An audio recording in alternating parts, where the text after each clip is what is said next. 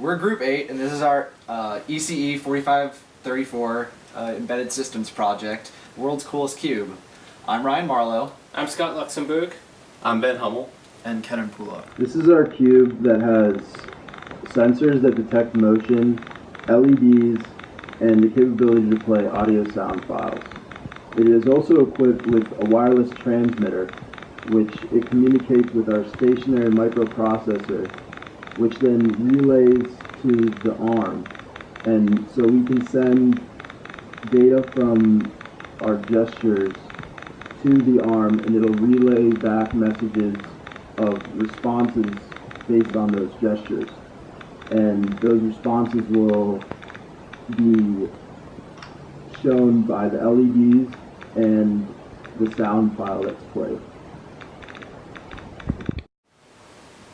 So for our project, I designed the PCB board, which is the hardware of the project. Here is the board itself. On the board is the PIC 18F45J10 microprocessor. The microprocessor communicates over a number of different communication protocols to our sensors and our outputs. The sensor that we have here is the IMU. That's an accelerometer and gyroscope. It detects motions of the cube.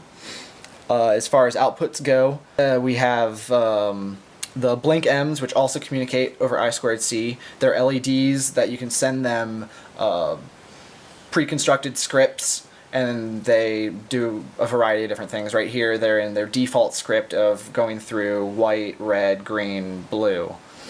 And then finally, our other output is our other output module is the audio sound module right there, which has a micro SD card. It reads music files from a micro SD card and plays them on our speaker, which is embedded in the cube right now. So to send sensor data and receive output scripts and music files, the cube transmits wirelessly over this XB module right here, which communicates with the microprocessor over the UART communication. So I'll just put the cube together really quickly. Just show you that. So here's the cube, fully constructed, put together. As you can see, I made some. I attached each of the LEDs to all the faces, and then the speaker, the output speaker. I drilled some holes so you could hear music stuff. What's really cool about the cube, I think, worked out really well, is I bought this thing called a power mat, which the whole point of the power mat is just sort of supposed to put a device on the mat and then it starts charging. So I have this little adapter for the power mat. Just set the cube on it, and then the battery is charging right now. So that's pretty cool. Okay, my contribution was XB, EasyVR, and software UART. XB uses UART protocol to send messages wirelessly from the stationary PIC to the cube PIC using IEEE 802.15.4 communication. And since it uses the hardware UART port on the PICs, and the PIC 18F45J10 only has one hardware UART port, a simulated software version of UART needed to be configured using general purpose I/O pins for the EasyVR speech recognition module to work into the project. And the EasyVR has a specific setup and wake-up procedure that needs to be initialized prior to reading in a voice command, and you need to specify in the wake-up procedure the language and the word sets that will be accepted by the EasyVR module, which will then send the message to the software UART on the PIC. My responsibility was programming the cube PIC and the stationary PIC. Some of the devices I programmed with was the IMU, which contained the gyroscope and the accelerometer, and also with the op amp and the blink amps and the audio sound module. Also, I programmed some of the UART communication with the XB on the stationary pick. I used a timer to pull the IMU data off, and also used a timer via I2C, and also used a timer to pull the op amp. All that data was formatted and sent and relayed through the stationary pick to the ARM. Commands were relayed back through the stationary pick to the Q pick. Blink-M commands were via I2C, and the Blink-Ms had several different light scripts. And then using a serial communication that I created myself, music scripts were sent. Music files were selected on the micro SD card on the audio sound module. Okay, my primary responsibility was to deal with coding all the code on the Kyle board, as well as any related stationary pick code to I2C transmission.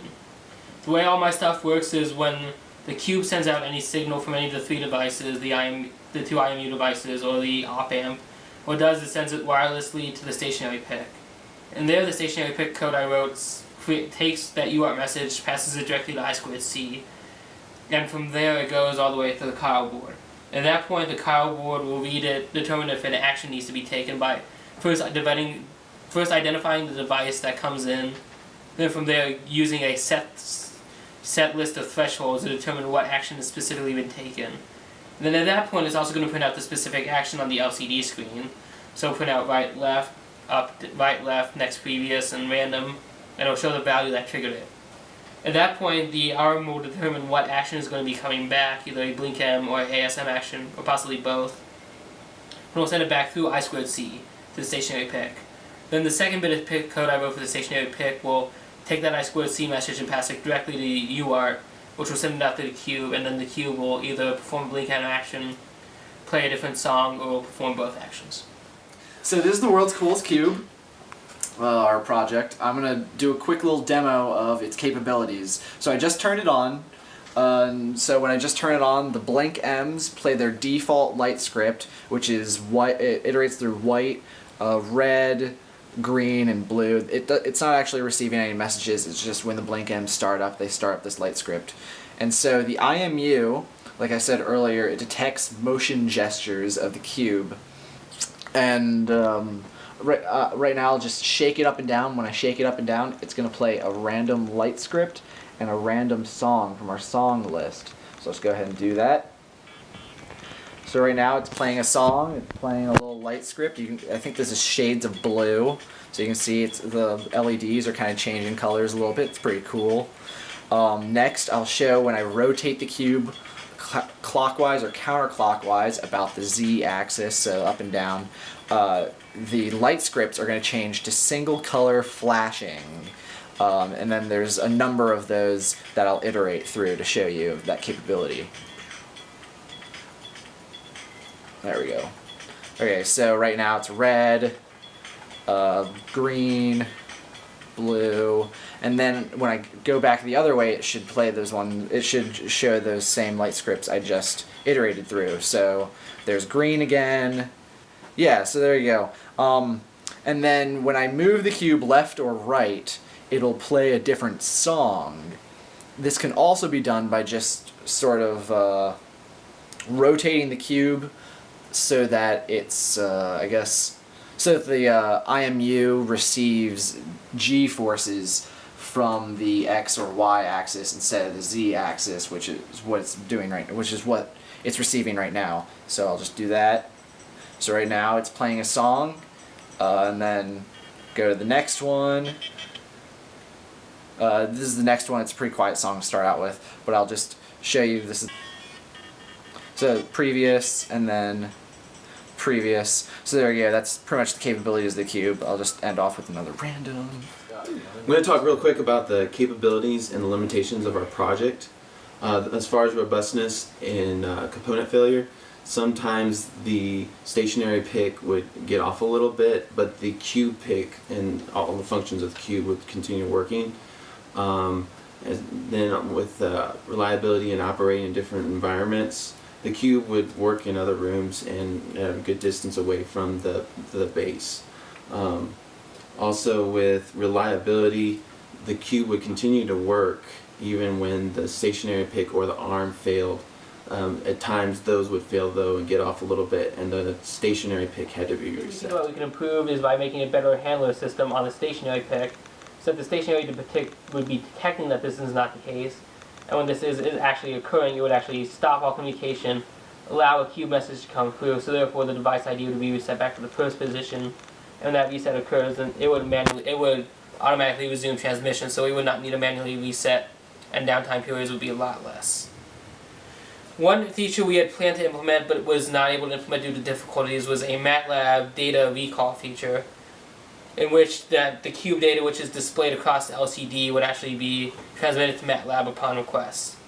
We tried it through two ways, through USB communication and then through TCP connection using the built-in web server. The USB connection failed because when we tried opening up through serial port communication, the computers were not actually able to make a direct connection with the arms, so we had to abandon that idea. The web server was the closest idea because we actually got a web server up running and was able to display different sources of data. What happened is MATLAB was not able to make a direct TCP connection to that web server, and since we could not make a connection, it couldn't open up and actually store the data. So therefore, and not to mention, that was only one way, that would only be opening the data. We were also supposed to have the functionality to send data back to be repeated, and that when that data was sent back, it would cause the cube to play back that entire segment that was inputted. But since there was no way to actually feasibly do the input, and since the TCP was blocking and not allowing a full connection on the sending, we just abandoned the MATLAB idea. So if we had time for more improvements, we probably would spend more time actually working on the web server to find a way to open the TCP connection so that MATLAB could directly connect. So one other thing that we couldn't get into our project was the EasyVR, and that was because our PIC only has one hardware UART communication module, and EasyVR also uses UART, but that hardware module was being used by our XB communication. So in order to use the EasyVR, we had to set up a software UART which would use the two general purpose I/O pins as RX and TX receive and transmit pins like UART has, and we would have to do that programmatically and kind of make those pins act as a UART communication protocol. And so that was the reason that we couldn't implement the EasyVR into our final design, was because of that software UART not being able to function correctly. And another issue with that, with the EasyVR, was during the setup and wake up procedure, it would block the other communications that were going on in the cube. So in order to do that, in order to implement the EasyVR, we would have to have some way to wake it up and do the setup procedure and the wake up procedure, which is a very specific thing for the EasyVR to be able to read in a voice command, and we couldn't get that part to function in our complete design. And something that we could improve upon would be to have either another extra hardware UART, or another thing would have been to get a different type of voice recognition module that didn't use UART and use some other type of communication protocol on the PIC. And that's our project! Done.